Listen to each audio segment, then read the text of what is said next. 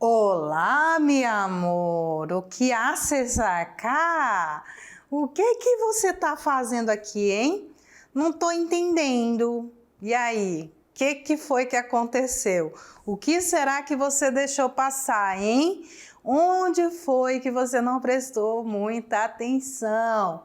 Qual foi o momento que você deixou de perguntar ali a sua dúvida? Mas nada está perdido, viu, meu amor? Você está aqui justamente para que a gente possa ali recuperar aquele momento que você perdeu. Então, vamos prestar bastante atenção para esse momento super especial, que é a nossa aula de revisão para a recuperação. Vamos recuperar esse tempinho perdido, mas vamos baixar nosso telão, né? Vamos lá. Para ficar aqui do ladinho, isso! E aí, já agora, para nossa recuperação, nós temos três conteúdos: o condicional, as conjunções e os estilos textuais. No condicional, onde nós vamos ver o condicional simples os verbos regulares e o condicional dos verbos irregulares, as conjunções e as preposições e os estilos textuais também. Beleza? Estão prontos? Estão listos? Lá nos estilos textuais, na verdade, nós vamos trabalhar as regras de acentuação, tá? Então, meu amor, vamos lá? Sim, bora para nossa revisão. Quando a gente vai falar de condicional, ele vai dizer de condição. Uma condição pela qual uma ação, uma certa ação, ela teria a possibilidade de ter acontecido ou não lá no passado. Então, aconteceu algo que fez com que ela não ocorresse, é ela que eu falo, a ação. Então, tem essa condição pela qual ela não aconteceu. Mas o condicional, ele também pode ser usado para pedir coisas educadamente, para expressar desejos e para outras coisas também, outros momentos também no decorrer da nosso diálogo, né, e da nossa escrita. O condicional é uma das formas verbais mais fáceis de ser conjugado. Por quê? Porque no condicional regular, você só precisa pegar o verbo tal qual ele vem, ou seja, no seu infinitivo, com todas as terminações juntas, seja ele primeira, segunda ou terceira conjugação, que são os verbos terminados em AR, ER e IR, e você só vai acrescentar as desinências. O que são as desinências, meus amores? São as terminações. Então, você só vai acrescentar. E o que você vai acrescentar? Você vai acrescentar, olha aqui, ó, o ia, ias, ia, íamos, ias e ia, certo? Essas são as terminações que vocês vão acrescentar para os verbos regulares. Então, se você pegar o verbo amar, você vai colocar amaria, amarias, amaria, amaríamos, amarias, amaria. Se você pegar o verbo escrever, eu escrevia, tu escrevias, ele escrevia, nós outros escrevíamos, vós outros escrevíais, eles escreviam. Se for o verbo comer, que é terminado em ER, eu comeria, tu comerias, ele comeria, nós outros comeríamos, vós outros comerias, eles comeriam. É super fácil, né? É super tranquilo trabalhar aí os verbos regulares no condicional. Mas, mas antes de a gente partir lá para o irregular, em que momentos que eu posso utilizar os verbos no condicional? Para fazer um convite, querias venir às 10:30 para cenar? Pedir algo de forma educada, poderias hacer um pastel para el postre? para expressar um desejo, me encantaria conhecerlo, para fazer uma sugestão. Então, deveria ir agora comprar os ingredientes, para expressar uma hipótese ou uma probabilidade.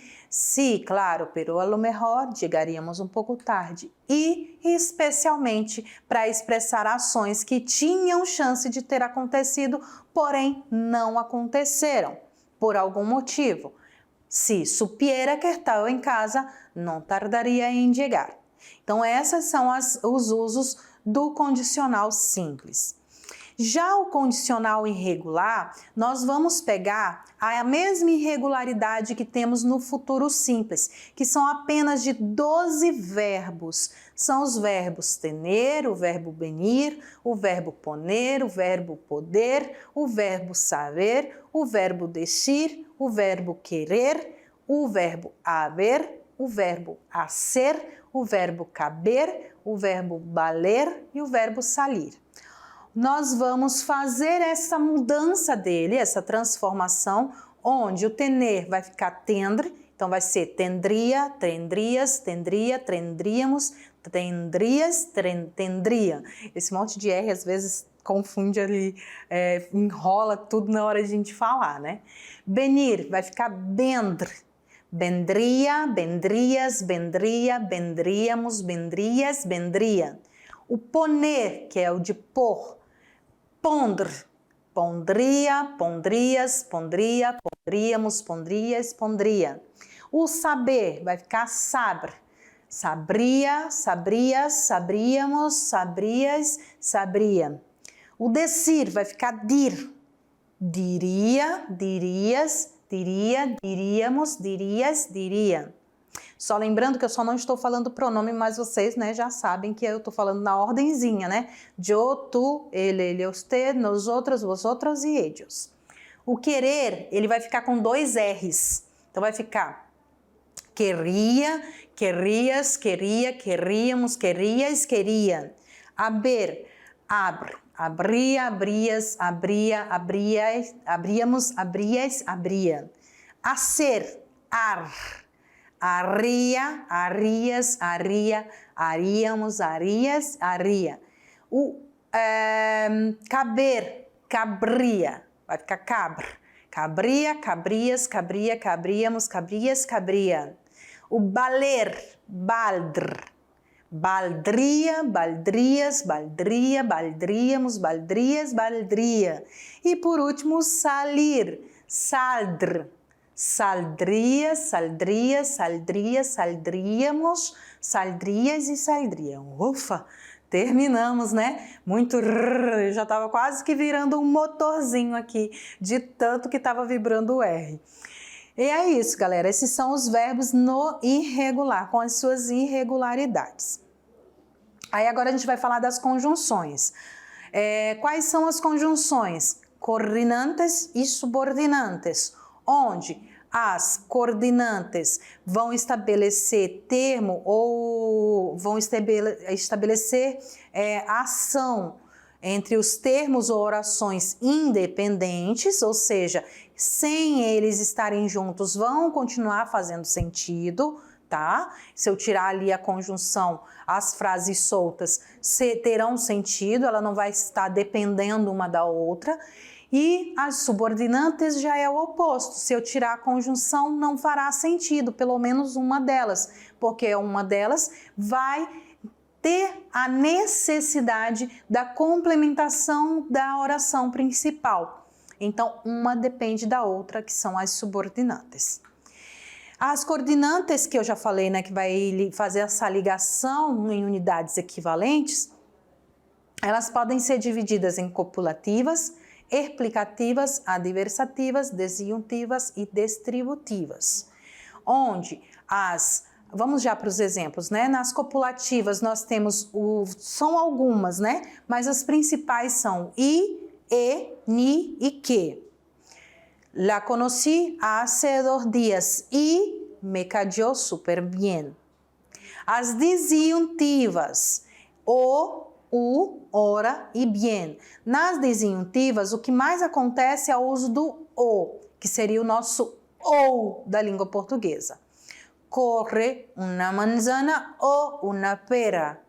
Que quieres tomar? Café ou té? Então, um ou outro. A adversativa, mas, pero, sino, sin embargo. Me gustan los libros, pero también las películas. Então, ela vai falar uma adversidade, o oposto, né? Um do outro. Eu gosto de livros, mas também gosto de filmes. Lee mucho, sin embargo, tiene mala memoria. Lê muito, porém, tem uma má memória. Que aí é algo quase que oposto, né? É quase que uma coisa estranha. Uma pessoa que lê muito, ela não tem uma boa memória. Explicativa, nós utilizamos mais o es decir e o esto es para poder explicar. Se foi al outro mundo, es decir, se murió. E as distributivas, que faz essa comparação de um com o outro. Já, bien, bien, hora, hora, sea, sea, e assim por diante. Já em la Eita, quase que não vai. Já em la pobreza, já em la riqueza, somos dos. Às vezes eu só preciso, né, abrir um pouquinho mais a boca para poder conseguir que as palavras saiam corretamente. Alberti nunca sale, sea lunes, sea domingo. Ou seja num dia, seja no outro. Seja na riqueza, ou seja na pobreza. E assim ele vai fazer essa distribuição.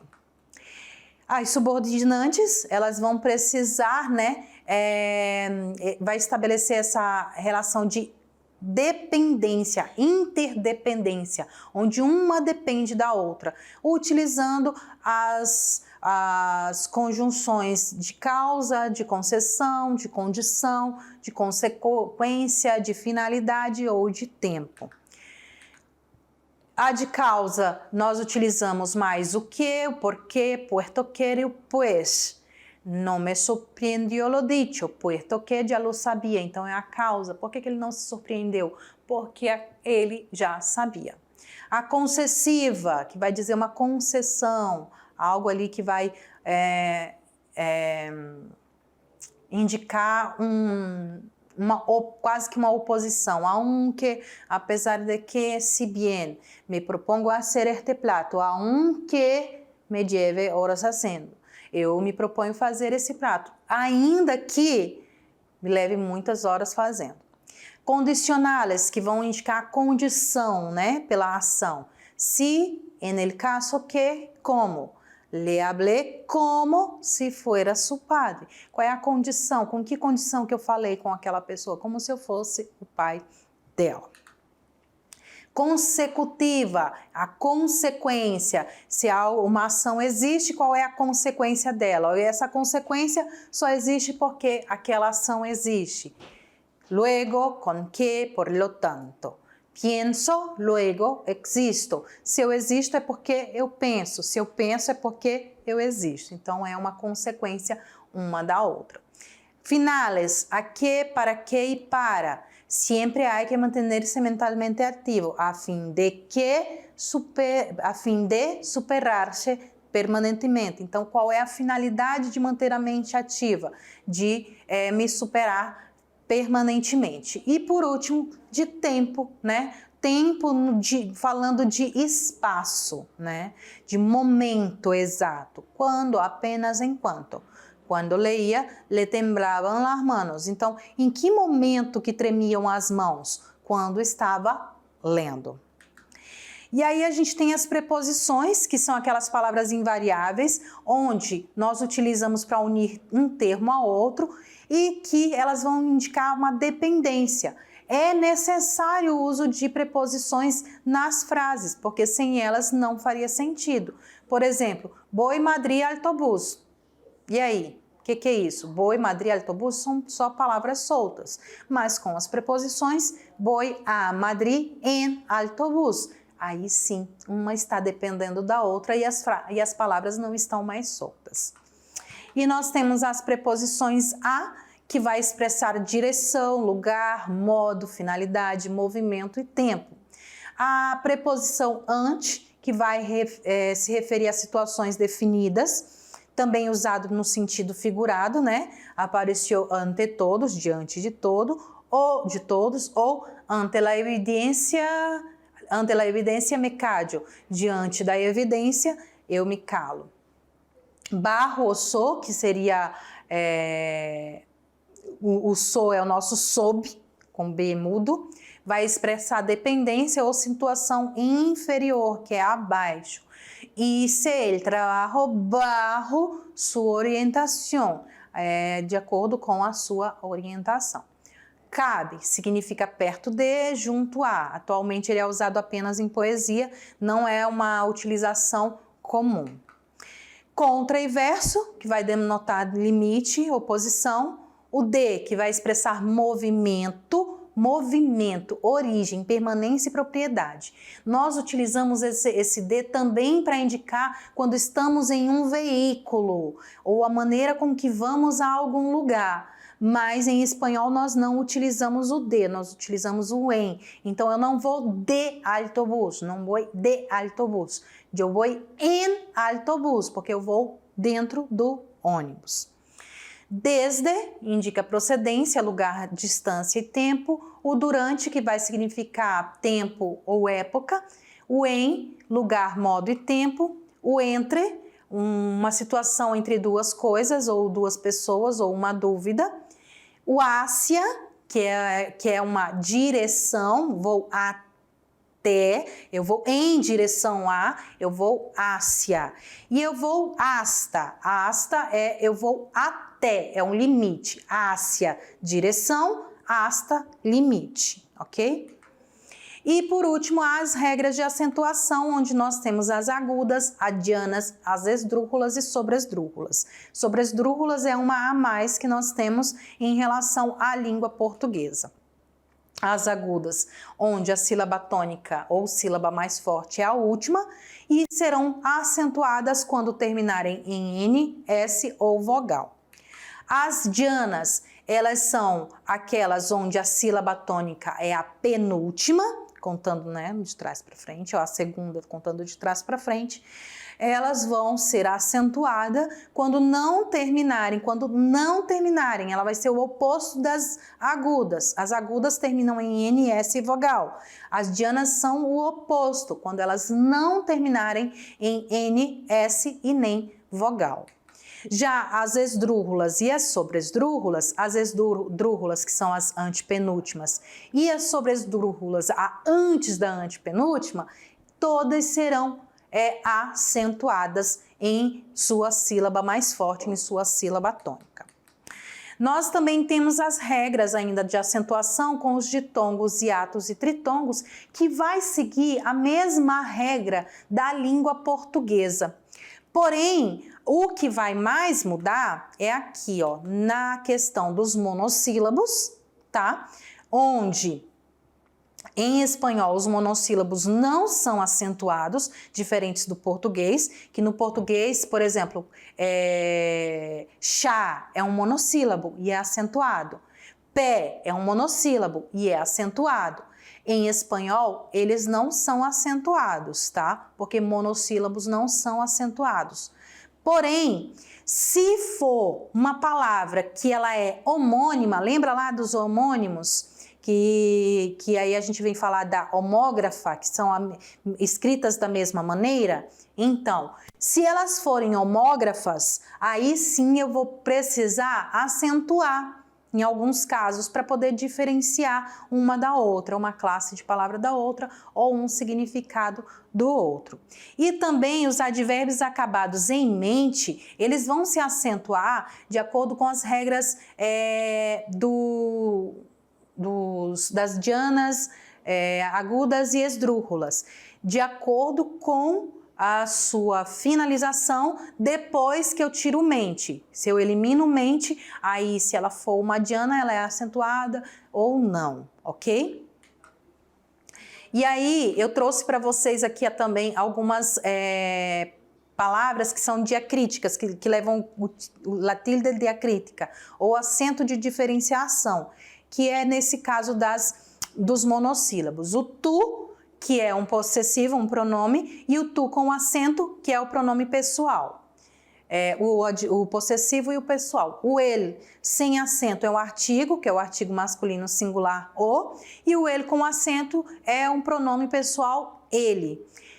O mas sem acento é uma conjunção adversativa, é igual ao nosso mas, e o mas com acento é o nosso mais com i, seria um advérbio de quantidade.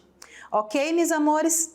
Agora, galera, é com vocês. É aquele momento onde você vai ter que prestar bastante atenção, com bastante calma e vamos lá recuperar essa nota, tá bom? Um grande beijo para vocês e nós nos vemos em um outro momento. Hasta pronto!